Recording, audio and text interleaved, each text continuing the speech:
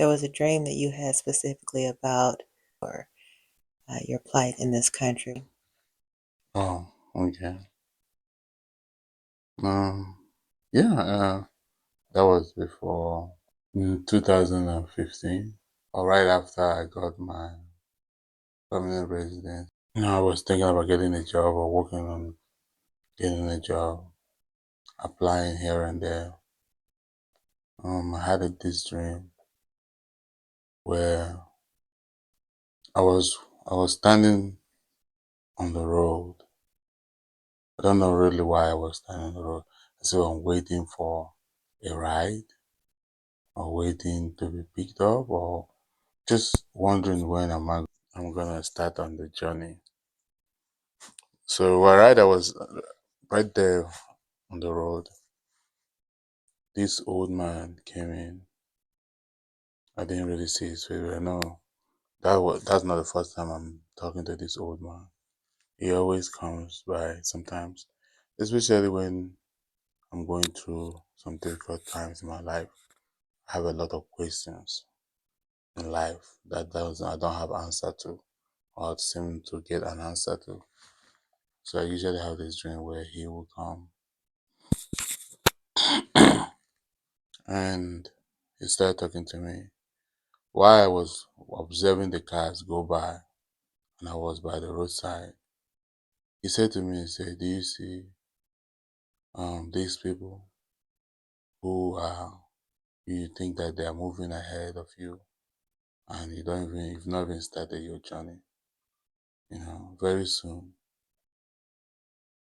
you will be ahead of them. Your own journey will go higher ahead of most of them." While he was talking, uh, a red sport car pulled up and he told me to get in. I was surprised. And then I got into it and immediately the car moved so fast. And I saw myself in front of many people who started ahead of me. It's as if their own road was kind of slow. There's traffic on their road, but there was a pathway for me to just move so fast. And then I woke up. Not long after that, like I said, I started um applying for some jobs. I remember applying for jobs because the normal formula when you come here, there's always this formula. Sometimes it start with CNA, for Africans, or get a job in a store where you're gonna start. And I've gotten all those informal, what I call it, education or many talks about okay, just get a job where you can walk to work. You don't have a car, so on all that. And I was trying to get a job, honestly. I've applied. I was looking for jobs in Dollar Tree, Dollar General. In fact, I even applied in Kroger one time for a butcher, you know. And luckily I got an interview. But when I got there during the interview, the lady was asking me a bunch of questions. And all of a sudden she asked me, what is the highest form of education you had? You know, because I applied because the thing is that okay, apply for Walmart job, Kroger job. Those jobs are for like high school diploma, and I know I came here with a BAC, so I removed all those education, but during the interviews, like they will see obviously that I'm way more qualified than this. So she kind of asked me a question: are you sure you don't have um educational background like higher than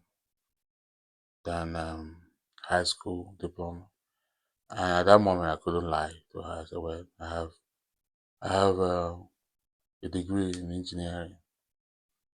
I think that was what broke the camel's back. And then After the interview, I was told, sorry, the job wasn't for me. I was disappointed because really, I thought that would be a good start.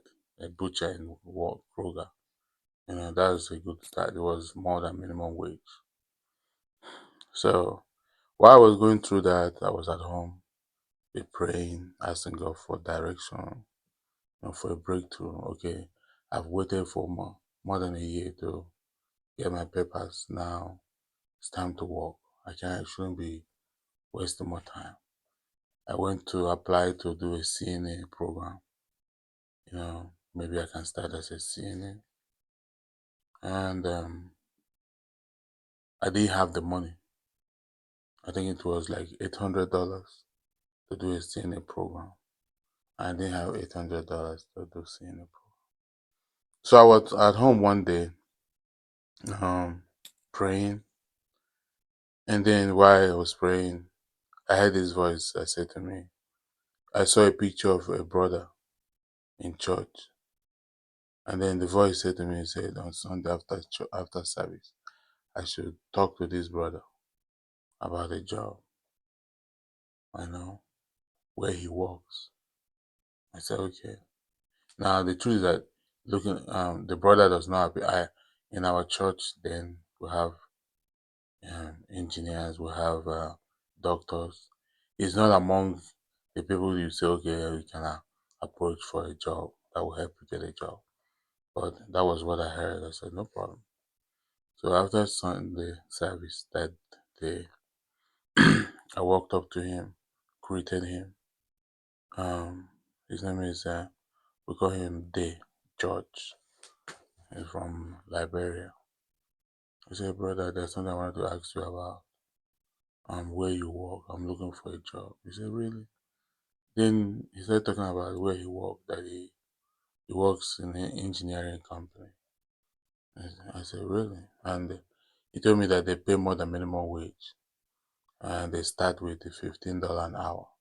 And most of these jobs I've been applying for was a minimum wage job. And some of them back then, the minimum wage in Arkansas was like $7.50. you know. So starting with a job of $15 an hour was like a big deal. It's okay. So he gave me the address and how to get there. So on a Monday, I drove down to the place. I saw him outside. I think he works. He was working then. He was working as a janitor in the place where so or he works for the company that cleans the environment. So when I got there, he I spoke to him. He pointed to me the direction, the office. He asked me to go to the main office to apply. I shouldn't go to the temp office because there was a temp office too. So that I can get paid the $15 an hour. At that time, I think the temp starts you at $10 an hour. Can you explain temp? Temp is like a contracting firm that recruits for the company. Um, that start temporary, you know, like a job that they employ people that will work for like 3 months or so. And then after 3 months, if the company think that you are qualified, you are good, they may not employ you directly. And sometimes they don't even end up. There's always some rules, You may end up breaking the rule and then you start all over again. So, so that was what he told me. So I went into the front office of the company and I asked for the form to apply for a job. The receptionist gave me a form. Um, when I looked the company um, at the time, I saw that this was an engineering firm, really, and it would be a nice place to start. I picked up the form and I started wrestling within myself. You know, a voice was telling me, just fill the form. Don't put your resume, your main resume. Use your diploma on a high school diploma and just apply for, just so that you can get this $15 an hour job. You need a job right now. And at the time, I needed to get a job as soon as I can, if possible. I had a lot of bills, coming up. At the time, we had a truck um, that we inherited from my mother-in-law. At the time that the the car note was almost $600, and we didn't have the money to continue paying for it. So I was there more than 50 minutes, wrestling with it myself. Um, at the end of the day, I forced myself. I said, "Well, whatever will happen, let it happen." I ended up filling the form, putting my experience in maintenance engineering, putting my resume as a BSc, that I have a BSc mechanical engineering from Nigeria. And coming to this country, I've heard many things that, oh, just forget about your education background. Your your certificate from Nigeria will not get you a job. You should just start start like starting all over. And I was ready to start all over. I wanted a start. What would Um, you have done instead of engineering if you had to start over? it's that if I had started over, the format is like going to nursing program, or start with a CNA. From CNA, become a nurse, or pharmacy. It's always like the medical field. Uh, coming here is as if other field does not pay you. It's gonna for you to make money, you gotta be in the medical field to be a nurse. I said, okay. All it is was to just get started. So I filled the form. While I was filling the form with my right resume, one of the HR, I think the HR manager, came in. He was like, he saw a lot of people out there filling the form. He didn't like that. Then he started talking to the receptionist. Hey, why are you letting these people come in here? If anybody's looking for a job, they should go to the temp office and fill the form. That's where they should. They shouldn't be coming in here. So he was kind of redirecting everybody to go to the temp office. So people were walking away. I stood there looking at him. Then he looked at me and said, "Hey, why are you here? We're still here. What are you here for?" I said, "I came to apply for a job." He said, "What position are you applying for?" I said, "Maintenance engineering." He was shocked, like, maintenance engineering. Do you have um any degree in engineering? I said, "Yes, I have mechanical engineering background from Nigeria." And then he was shocked. He looked at me and said, "You know what? That I should." He pointed at the conference of a room. He said, "Can you sit in that conference room and wait for me? I will come and talk to you." It's okay. So I went to the conference room waiting for him. It wasn't like 5 minutes. He came in, closed the door. He said, "Tell me again, what is your background?" I told him, um, I have experience, 2 years experience as a maintenance engineer from Nigeria. I have a bachelor's degree in mechanical engineering.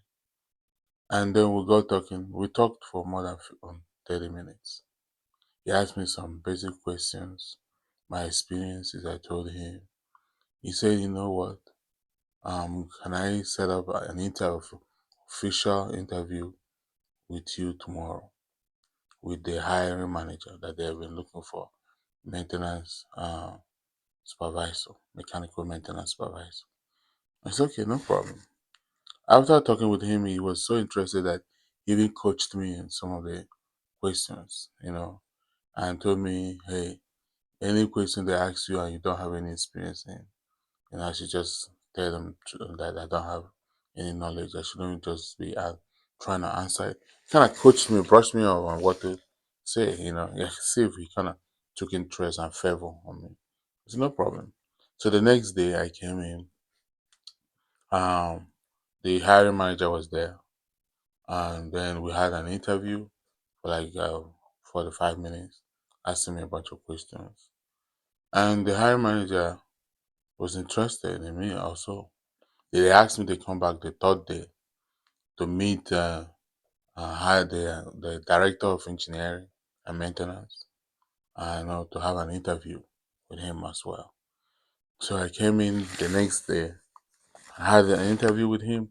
While we were having an interview, the COO of the company came into the office and sat there on the interview for about 5 minutes.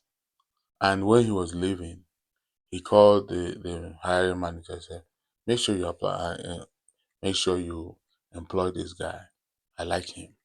That was what he said. He walked away, you know. So that was almost like what the whole answer to everything. And then they said, "You know what? They're gonna give me an offer." So I went from looking for a minimum wage job of $7.50 an hour to $15 an hour to now negotiating a salary. You know, so they gave me an offer that day. The offer letter, they were talking about starting me with $55,000 a year. And I was saying, okay, then you need to start me with $60,000 a year. I wanted to make it a round figure. So I went from not having a job and bargaining to bargaining for a salary job. And then, they told me, you know what, I should just take the offer home. They increased it to $57,000 a year and told me to take it home and discuss with my wife and come back the next day or call them if I'm interested. I said, okay. So I went home that day and then I showed it to my wife. She was shocked. I told her, well, I want them to give me um, $60,000 a year, and they are not trying to do that. So they should increase them for me. I want them to increase it. She was like, you need to call them right now and accept that offer. I was like, well, I guess I have to call them and accept the offer. And then I did accept the offer, you know. And it's been, by God's grace now, it's been almost 10 years of a career in engineering, maintenance engineering. Right now, I'm manager, you know, of something that to me, uh, nothing but God, the grace of God, you know. At one point, I was even scared. Not that I was scared, I was hesitating to tell people that the job I was doing. At one time, I told an uncle of mine that I started this job is a $15 an hour job. Why I say that, because it was kind of, I don't know how to explain it. So I do not feel that maybe I am overreacting or over ambitious, you know. But that's really my journey in this country. I hear people, you know. I remember a friend called me one time when he got his degree in nursing, how much he started, you know. Uh, he's making $25 an hour right now. This is from after I have worked. This friend has been here before me, you know. So I know how long it took him to get that degree in nursing. And then when after talking to him, I realized that if I if I can put my first salary into hours, that means I started over at least above $25 an hour um job, my first job, which I'm very grateful. To me, it's humbling how God has been good to me. You know, I think God knows that I needed that money more than that. Can we talk about how, in a moment of desperation, that closed door when the manager at Kroger declined to hire you, how that closed door became a blessing. Yeah. Well, I think, you know, sometimes we don't know what God is doing for us. It was a moment I thank God that they did not hire me, because I don't think I would have had the opportunity to look deeper inside of me, to draw strength from God. You know, looking back now, I'm really grateful that they didn't. There's a saying that one door closes, another door opens. To me, it was really a very good door that was closed. Do you remember how you felt at that moment when the answer was no?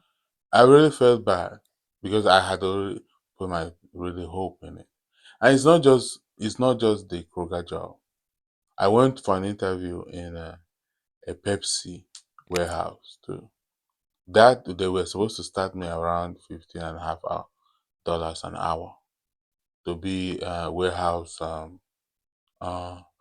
stocker for Pepsi, where in a Pepsi warehouse. I also applied as a high school diploma.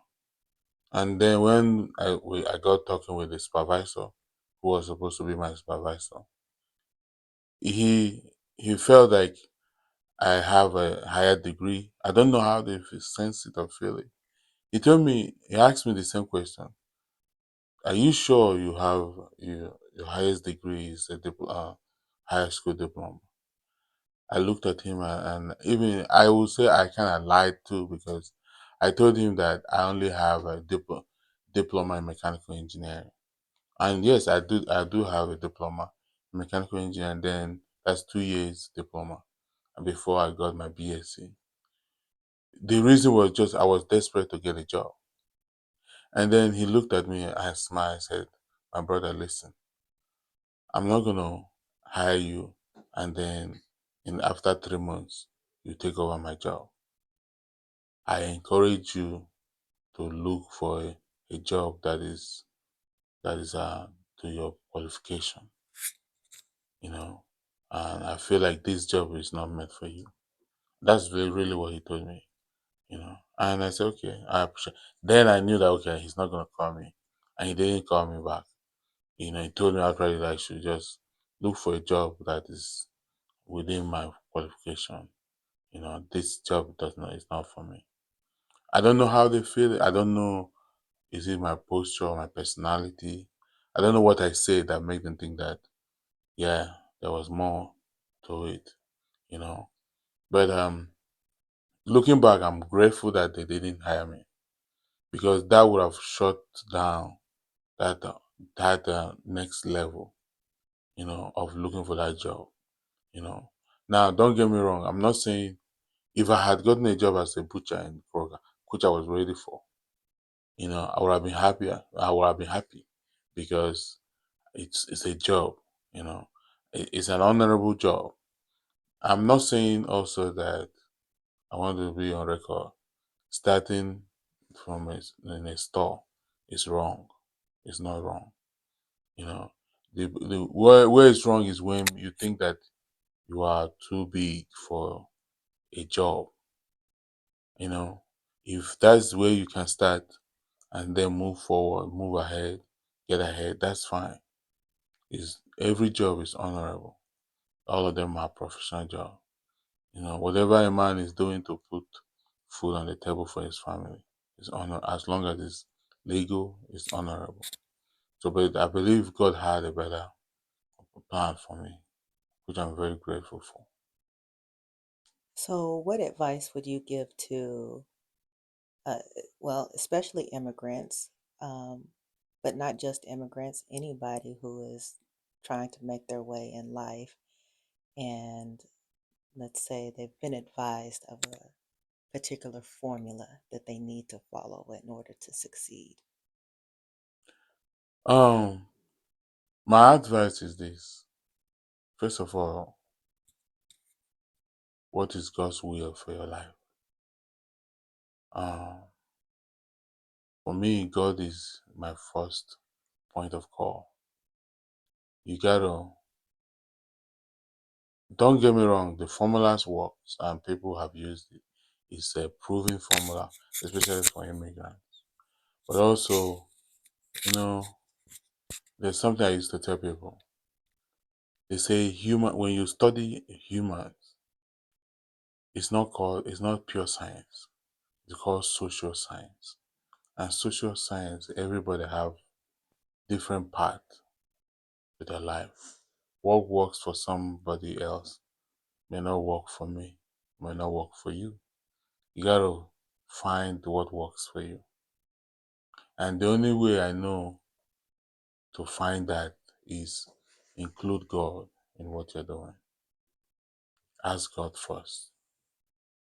When you come to a crossroad, the Bible says you hear a voice. When you can have an assurance that God is with you and this is the path that He wants for you.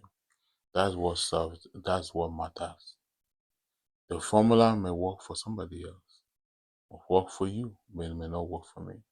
So for me, I drew strength from God, seeking His face. And the dreams that I had, the assurances, the words, the voice, the directions I got is what helped me. If that day I wasn't praying and I didn't hear that image, a picture of this brother that helped me, one, you know, like I said, he wasn't even, it's not that he was like working in the office or connected. He didn't even connect me to an individual.